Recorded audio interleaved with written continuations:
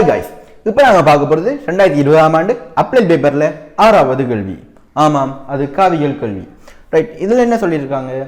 Right, alpha வச்சு விளையாடி வச்சுருக்காங்க கேள்வியில். ஓகே, அப்போ இதில் நம்ம அல்ஃபாவை கண்டுபிடிக்கணும். அந்த கேள்வி படி போக்குள்ள நம்ம அல்ஃபாவை இடத்துல கண்டுபிடிக்கலாம். ரைட், ஒரு கீ பாயிண்ட் ஒன்று தேவை. அந்த கீ பாயிண்ட் அப்படி அந்த கேள்வியை வாசிச்சுட்டு வாங்க.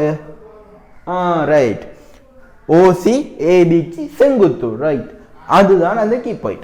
அப்போ ஓசி ஏபிக்கு செங்குத்தா இருக்குமென்று சொன்னால் ஓசி என்ற காவிரதும் ஏபி என்ற காவிரதும் குற்று பெருக்கம் 0 இருக்கும். அந்த ஐடியா வச்சு தான் நாங்கள் இதை செய்ய போகிறோம். ஓகே, அப்போ நமக்கு ஓசியும் ஏபியும் காவிகள் தேவை. ஓசி காவி எப்படி எடுக்கலாம்?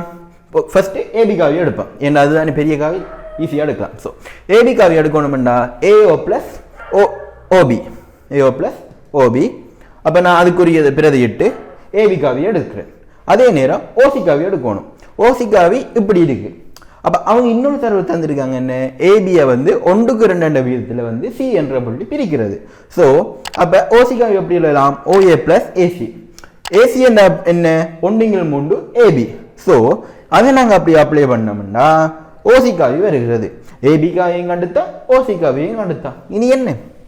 நம்மளை இதை அப்ளை பண்ணி விட சரிதானே?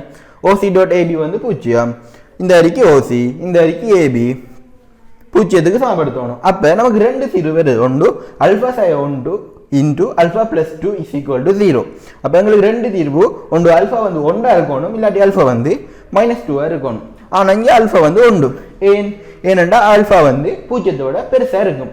அது எங்கே சொல்லியிருக்கான்? ரைட், கேள்வியில் ஆரம்பத்திலே சொல்லியிருக்கான் அல்ஃபா வந்து பெரிது 0. ஸோ அல்ஃபா சமம் 1என்றதான் இந்த கேள்விக்குரிய விடையாக இருக்கும்.